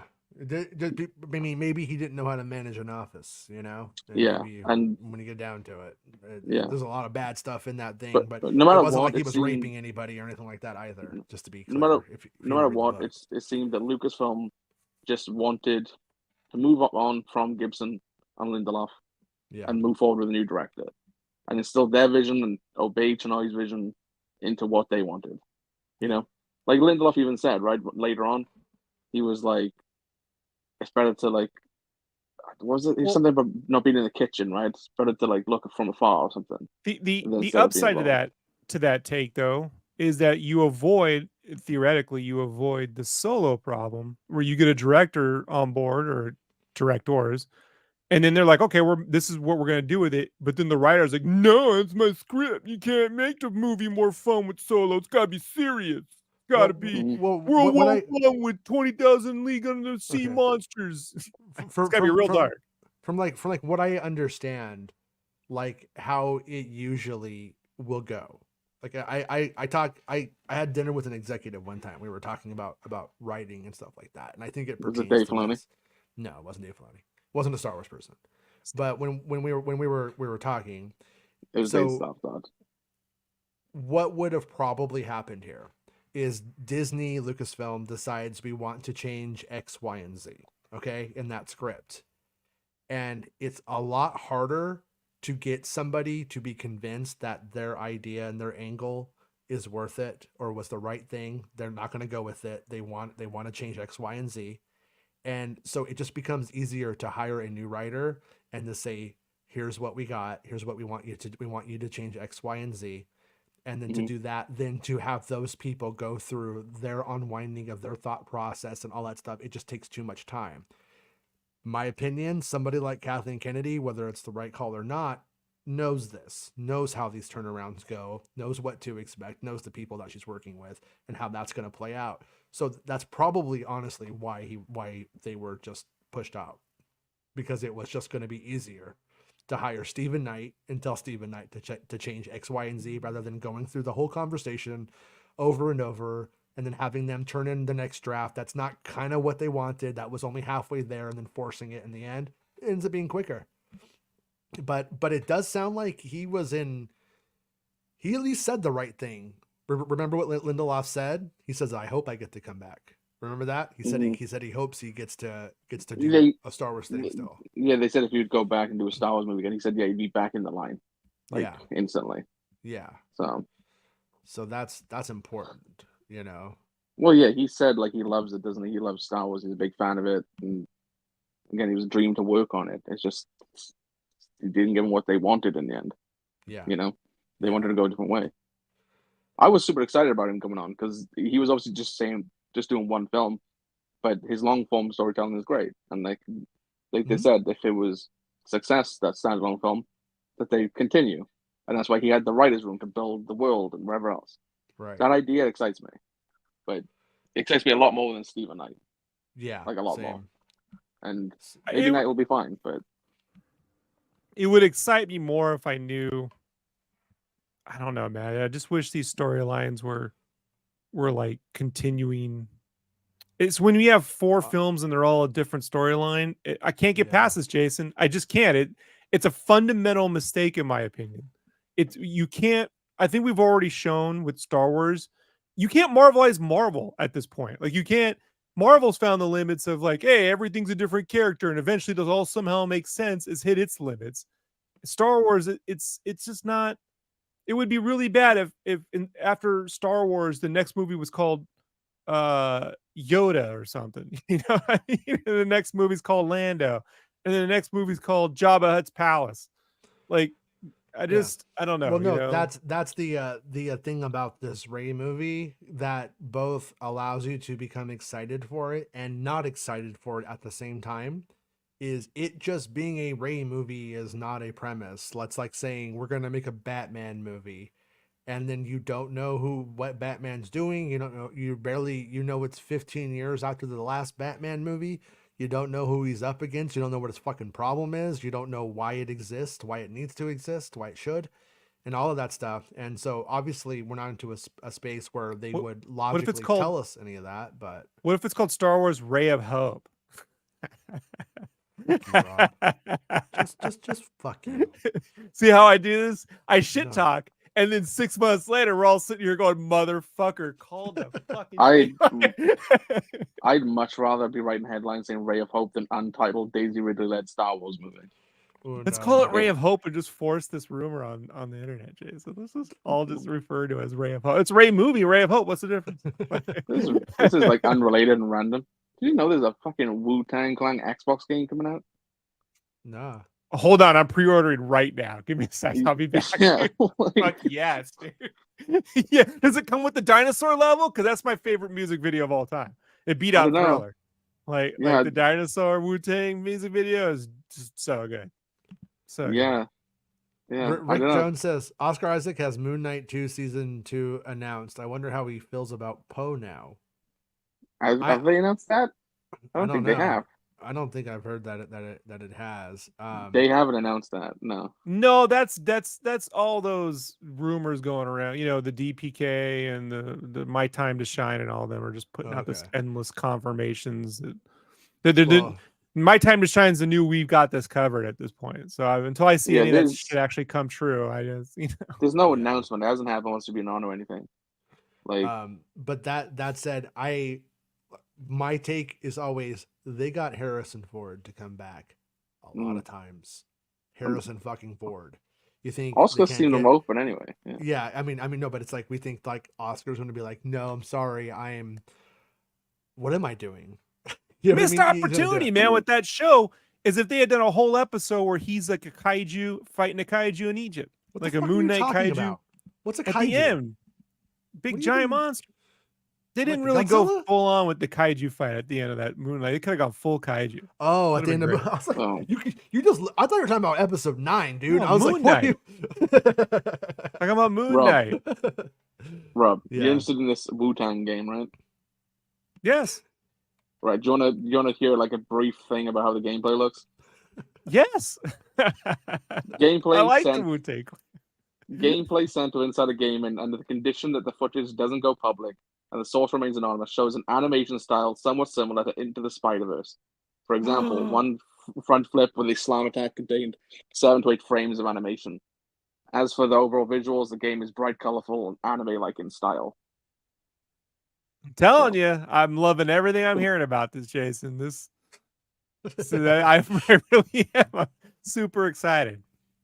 Yeah, Ray says Oscar Isaac said last year he's more open to reprising his role as Poe if he likes the director and likes the script. I think he also Hey, said, man, they need to give I Poe also a think he reason to said- fucking hold on, exist. dude. There's Like, the point I'm trying to make is to that. I just read her comment. Is that it? She said that he wants a house. Remember that? Yeah. oh, yeah. You remember Yeah, he we said all do, he has a right? House. Yeah, Yeah. but Can't Yeah. live If in he that needed to buy farm, another pay house, he'd go back. but Yeah. what message does that send? Fucking pay me. So yeah, Mhm. he'll do it.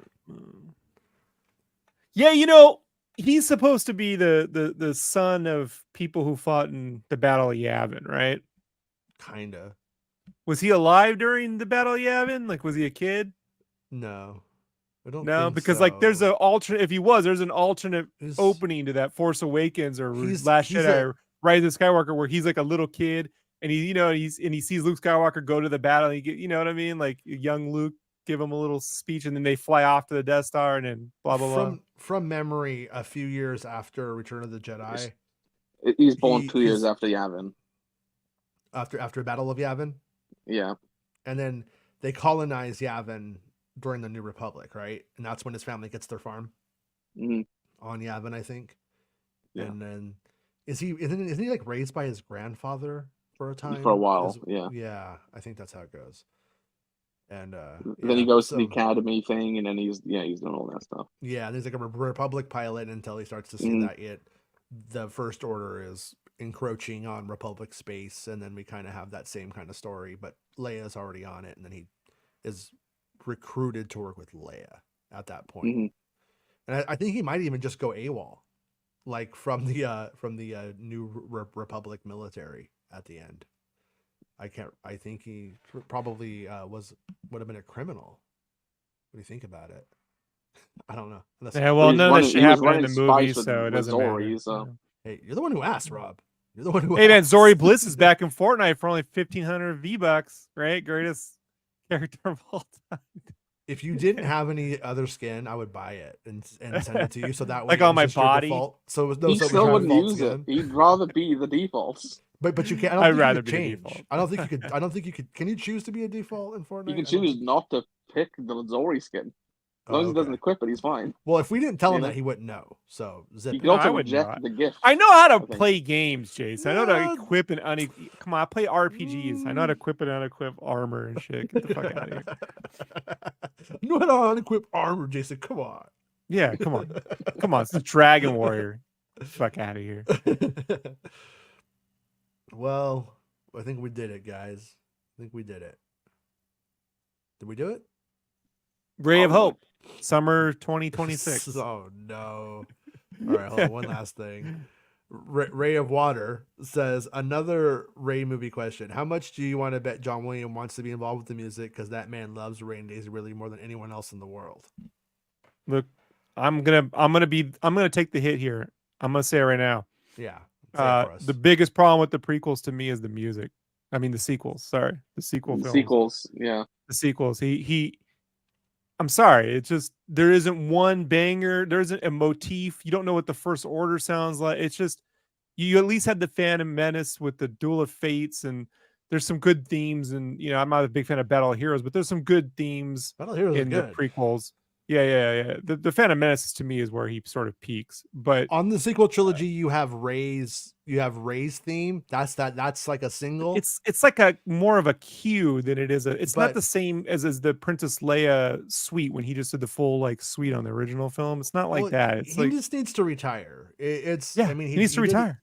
He did the Indiana Jones score. The last one that he did is like serviceable. It's good. It's serviceable, but it's not to the point where we're getting John Williams anymore. And there's nothing fucking wrong with that guy. He's like in his 90s. Yeah, make jazz and shit. He and should team up with Andre 3000 no, right I don't now. like seriously. Fucking do it. I would be down for that. Yeah. It'll be an NFT only record or some shit though, right? Me and Well, Robert that'll be the Byer. one fucking time I buy an NFT, Jason. But no, but we've seen what happens when Williams gives the single.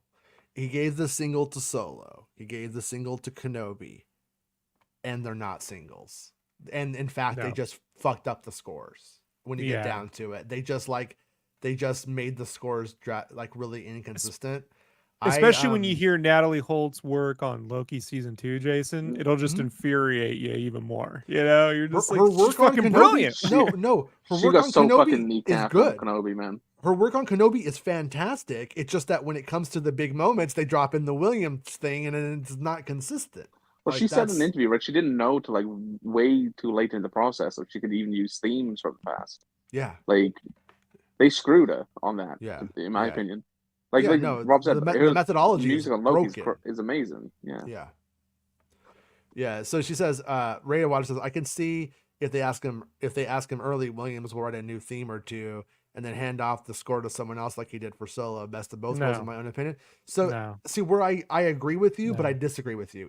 Where I agree with you is that Ray's theme, Williams has already done, and it will be in that movie. It will be. It might be repurposed. It might be matured up in some way. The instrumentation may change away from kind of have like a little bit of like a clanging bells kind of tone to it or some shit, like if I remember right. But it's like I can see that like that being what goes on. But yeah, Let me give you an old world example, Jason. An old world example. Perfectly brilliant score. Star Trek: The Motion Picture. Jerry Goldsmith. Theme song was so good. 10 years later, it would be used as the theme song for the Star Trek: The Next Generation. Right? It's a very, very good score. However, movie bombed critically and with the fans and broke even money wise, more or less. Okay. Right. So they go do the sequel. You get James Horner, you get a new director. Did they use any of those themes? No, they go with what their movie needs. You get someone that's younger, fresher, blah, blah, blah, different take, And at no point have I listened to Wrath of Khan. I'm like, they need to shove in the theme from the Jerry Goldsmith theme. It didn't have to happen. So at this point, Williams's work it's just not energetic. It doesn't have that bum bum bum bum bum bum bum bum bum bum bum bum bum bum bum. It doesn't have that. It's just very like you're gonna fall asleep, man. Like it's just put you right to bed. His music, like it's Well, sorry. No, and to go on what you were saying, like this right here is a pretty good like. Or maybe he can write a Finn theme because damn, it's not fair. Yeah, it is kind of crazy that Finn doesn't have a theme. Yeah, none of them do, man. Like I don't know what the First Order's theme is. I don't know what Post. I don't know what New Luke's theme is. You're. I don't know. There is a First Order theme. They're just really buried somewhere in there. It's unfucking recognizable. You just don't watch it enough to know it. I've listened to it. I mean, put on the scores. It's as good as boring. The Trade Federation theme. It's like the same thing. It's the same. Which wasn't that great. It was like a. No, I think the Trade Federation theme is something that's like a. It's trying to build its way to an Imperial March, but it doesn't have the oomph yet. The Duel of the Fates is where the oomph comes from, so. Yeah. Well, yeah. When you just get down to it, though, when you give me Duel of the Fates, then you give me Across the Stars, and then you give me Battle of the Heroes, I got 3 singles. Undeniably, I get the Force Awakens to get the Rey theme. I think we're going business as usual. We get to Episode 8, and then I actually like the Episode 8 score the best. But it also doesn't really offer too much new, just develops what was from the last film. And then Episode 9 doesn't give us anything else. And then the Solo score, to comment on Ray and Water thing, is fine. But John Williams' pieces that he adds to it, it's not. It sticks It's out fine to in the me. way that the Shadows of the Empire fake score is fine. The Joel McNeely stuff, it's like, it's fine. But look, Star Wars is defined primarily by the music, man. Like, you take the music out, it's a totally different film. Period. In the It's the same way only that the music is the only consistent thing throughout the decades that we've had Star Wars. yeah, and they're not taking that part seriously enough. I think Mhm. they're just like, oh well, as long as we got John Williams, we're good to go. And I'm like, seriously, dude, are you? But then Seriously? on like Andor, they went a completely different way, and it was fantastic, and it also Yeah, well, worked. Next the one of my Like, music was favorite good. scores. Yeah. Yeah, yeah, yeah. I'm not saying they So- have to recreate, but I'm saying that they Mhm. have to make the music memorable. yeah, Like yeah. really I'm do. with you. Yeah, and Ray Waters says, I recommend Frank Lemon's documents on every theme and leitmotif from the saga. Lots of sequel themes I didn't know were there. Cool ass stuff. All right, nice. Yeah, great. But if it's so if buried in you the music, you can't hear it when you listen to it. It's irrelevant. It's like, let me go show you the small intricacies. If you just tear apart some Superman score you never heard, but you hear the John Williams thing, you know what you're getting. Like it needs to be apparent to the audience. Well, a lot of the times when I'm not saying this, I haven't watched this, I don't know. But when you watch people analyze John Williams stuff, a lot of the times it's like, no, that's just what John Williams does musically. They're like, that's not Snoke's theme right there. That's just, or that's not Palpatine's theme or whatever. It's just, that's what John Williams does musically. And like they'll think it's like, it's like kind of like when you can hear bits of like Last Crusades music in the prequel score as well. It happens. It's a Yeah, I don't bits know of why Harry it dropped Potter my in there image. as well. I dropped my image. Look, to be fair, I'm gonna be real fair here. I told you my only real complaint about Avatar 2 was the music. I don't think Simon Lehman, whatever his name is a suitable replacement for James Horner. Thought they should have got Alan Silvestri or someone, Giacchino, Hans Zimmer, anyone. That music is weak sauce. I just, especially the underwater sequence with the shark. Like that's where I'm like, this falls apart. This music, like the direction and the editing are so good, it Yeah, gets past it, but it is not at the same level of James Horner's work I had at it all. on. I had Avatar 2 on over Thanksgiving, and it was like playing in the background, and I was like listening to it as a a soundtrack more than a visual, and I remember thinking to myself, this feels like temp music. It feels This like was- temp music. Yeah. Yeah. And so I'm going to see, in a few hours, I'm off to go see the Abyss Special Edition. Oh, And nice. Alan Silvestri, man, did that score. Only time I work with James Cameron, bring him back for the love of God. Yeah. You know what I mean? Just bring him back. Well, the man's old, but he still has it. He still got it. That Alan Silvestri, Well, and also lives next to one of the people in our chat. Usually, I don't remember. I know why he was close to Horner. I've listened to Simon talk, Ray. I've heard all of it, and he's a super nice guy, and he's got a 500-page script Bible. I don't care. The music's weak. So at the end of the day, you listen to it, and you're like, this is boring. This is not at the same level. It sounds like the ride music. It doesn't sound like it doesn't sound like a movie. Look how fucking dumb this is. This is from Google. What is Alan Silvestri most famous for? We can't Forrest see Gump, anything. Who Framed Roger Rabbit, Contact, The Polar Express, and Right. Captain America. No, Back to the fucking Future is his Back to the fucking Future. opus, motherfucker. Yeah. Like, how do you Look, not put that? Like, that's ridiculous. and I've told you, I'm not a fan of Back to the Future 2, but his reworked theme that adds that trumpet bit to the opening to the Back to the Future theme, it's when they're flying through the clouds. No. Oh. It adds this big trumpet, like it's a hero theme. They add it when it's flying through the clouds. It's added to Back to the the cloud music is fucking rocking. That's what I'm saying. Like off. I put that one on. I'm like, this is fucking. It's up there with the Superman star. Yeah. It's brilliant. Yeah. I think that was his peak fucking rocking music for me. I like to tell my kids that we're gonna go in the hover car, and I play that song, and I drive, and I say we're flying, and Penny will go with it, but Luke just fucking cringes. It makes me Also, happy. Jason, do you know who scored Fern Gully? Alan Alan Silvestri. And Simon Lehman was his assistant. on Well, that too. I think It's you just hilarious. answered why he can't do Avatar now. No, he did the Abyss. He can do Avatar. He can do Avatar. No, I don't know, man. I would be like all the critiques on that and the people saying that you don't. Get They're the guy who already scored saying it. You know what? as long as it gets them talking, I don't care because it worked. It all worked last time, whatever. Today's show But was Star brought to Wars- you by Tom's Computer. Thank you, Tom. Star Wars is different. Mhm. Star Wars is Star Wars needs the music, man. And that look, I stand by that Rogue One score. I don't care if he wrote it in 3 weeks or not. Michael Giacchino, when he first did the first Medal of Honor game, I still have the CD. Go listen to the score to the first Medal of Honor game. It's the most Indiana Jones score you've ever heard. Yeah. Right? It's not. This is before they went like trying to pretend Medal of Honor was Saving Private Ryan and shit. It was an adventure. It's the best Right. Indiana Jones score we never got. Okay. So. Well, we did it, guys.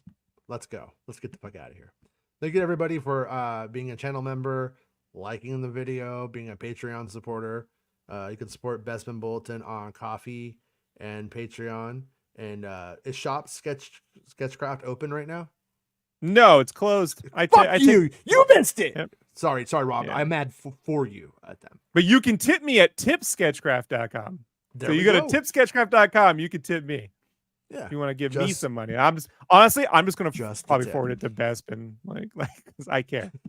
But tip me, That I'll would be- take my that- cut. That's a very for the nice rest of it. gesture, Rob. It will go towards us funding the cable skin for you. The cable skin. Yeah, we're just endlessly getting Star Wars skins in Fortnite right now. It's really brilliant. Like that's just what I wanted. Hey. I want a Filoni or a George Lucas skin. I'm not interested in Imperial Stormtrooper number 3. Like sorry. You sound fucking crazy right now. 'Cause I that know. sounds really interesting to me. I know. I want my Sand Trooper backpack. All right. Well, we'll be back tomorrow talking developing things that happened today, and so We'll talk about the Abyss tomorrow. It's not about the Abyss tomorrow. Tonight, I'm watching it tonight. So watching it tonight. 4K. He's gonna be like, you know what? It's the Abyss, and it's back. So good, dude. So good. No, it's a great movie. I agree. Bespin's gone. He's fucking over you. I don't know why it killed my image, but there you go. You know what? I think you killed your image. Nope, it's on. I'm just kidding. I checked. I'm fucking around. Oh, I see. Yeah, see what I'm saying. You see what I'm saying. Oh, All right. Jason Everyone- William Ward's taking dick. Jason William. Jason. God, that is so pretentious when you use all 3 of your names. Sorry, little kids, for yelling at little kids about it, but your parents are dildos. Hey, you're back. What are you doing here? I died. Oh, all right. We're gonna go now, though. So We gotta I don't go. know. All right, bye everybody. We'll see everybody tomorrow. Bye. It's the end of the show. Come on, let's go. It's the end of the show. Come on, let's go. It's the end of the show. Come on, let's go. It's the end of the show. Come on, let's go. You know you should. Go. Come on, let's go. It's not about spaceships.